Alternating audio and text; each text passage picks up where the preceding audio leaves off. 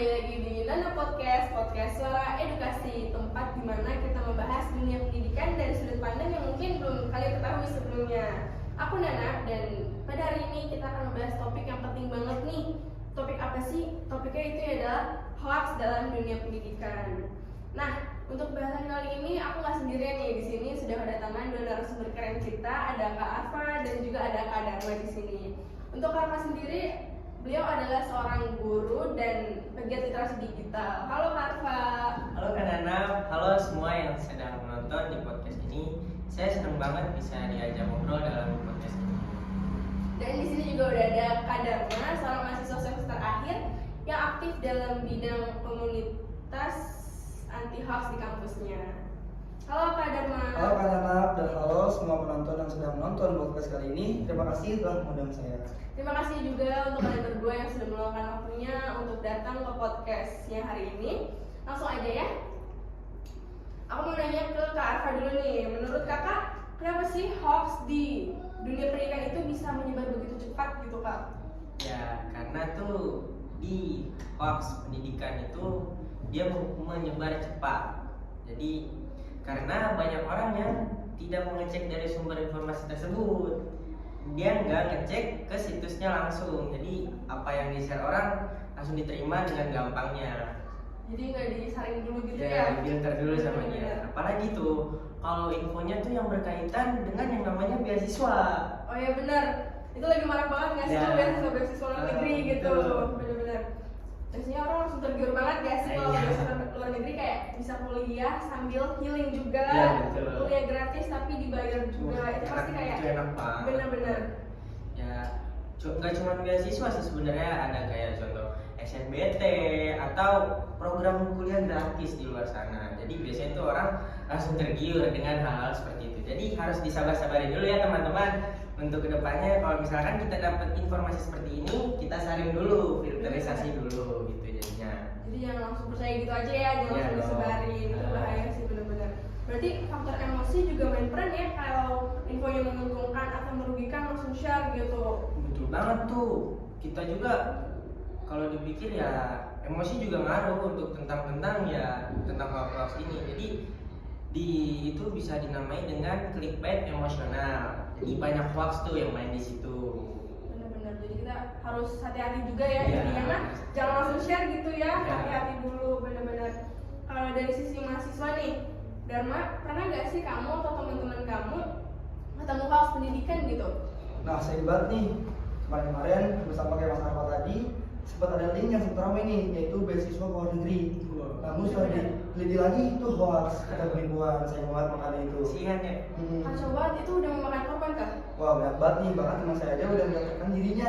Tapi ternyata jika itu situs penipuan. Saya sedih banget sih udah masukin data pribadi, ternyata Iya. aduh, kampus-kampus bodong kayak gitu tuh bahaya banget sih. Kalau boleh tahu dari komunitas kamu sendiri, ada nggak sih langkah-langkah untuk mengantisipasi hal itu supaya nggak terjadi ke kamu, ke kalangan teman-teman kamu? Itu gimana tuh? Ada sih, kadang kita rutin nih melaksanakan webinar, mungkin lewat media sosial atau seminar nih. Kayak contohnya kemarin kuliah kita, kampus kita mengadakan webinar temanya tentang literasi digital. Jadi kita mengundang mahasiswa buat double check untuk info-info di situs resmi, contohnya kayak Kemendikbud, LPDP, dan lain-lain. Benar-benar. Jadi kita juga sebagai mahasiswa penting banget bagi kita yang namanya edukasi Benar, terkait iya. hal-hal seperti itu ya. Iya, Jadi benar biar kita sekali. juga nggak langsung kemakan gitu ya. Benar-benar di situs-situs yang tidak terpercaya itulah, Benar. tidak bertanggung jawab seperti itu Iya. ya. Bagus banget nih. Nah kalau dari Karva, ada nggak sih tips praktis buat guru dan siswa supaya nggak jadi korban hoax lagi?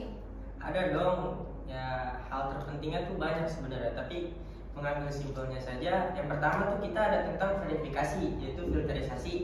Tentang ya kita mengecek ulang suatu informasi yang telah disebar. Kayak misalnya tadi Mas Budi bilang tentang Kemendikbud, misalkan ada orang yang menyebar lewat Kemendikbud, kita cari tahu dulu nih sumbernya langsung, jangan langsung asal ya ujuk-ujuk naruh data dari segala macam, kan itu tidak baik untuk kedepannya ya. Dan yang kedua ada juga nih, tunda sejenak sebelum share. Misalkan kita dapat informasi nih dari orang sana di luar, jangan langsung disebar, kita cari tahu dulu di dalamnya tuh emang benarkah asli tentang ini atau tidak. Jadi jadi harus difilterisasi. Dan yang ketiga tuh ada tentang diskusi. Kita punya relasi banyak loh di sini ya. Benar, Yang Mas pasti, Nana, benar. di sini ada Mas Budi Dharma.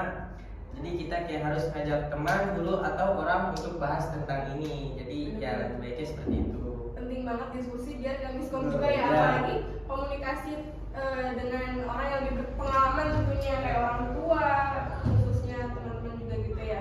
Benar-benar. Jadi untuk teman-teman yang lagi nonton, penting banget buat kita mengajak diskusi orang yang lebih berpengalaman supaya kita juga nggak kemakan hoax-hoax kayak gitu ya.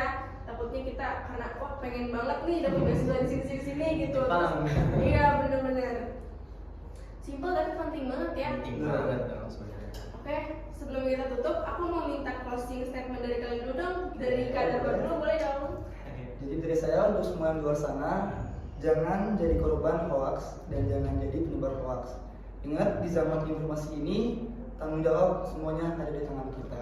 Wih keren banget. Udah ya teman-teman. Ingat ya statement dari Kak Darma. Oke next, kalau dari Kak Arfa gimana nih? Kalau untuk saya, jadilah pelajar yang cerdas, bukan hanya pintar secara akademik, tapi juga melek informasi. Karena masa depanmu bisa rusak cuma gara-gara percaya informasi palsu. Bener-bener keren banget nih. Terima kasih banyak Kak Arfa Ya, dan Kak Darma. sama-sama. Semoga obrolan kita hari ini bisa membuka mata semua pendengar bahwa hoax itu nyata, benar adanya. Dan itu juga bisa sangat berbahaya guys untuk masa depan kalian juga.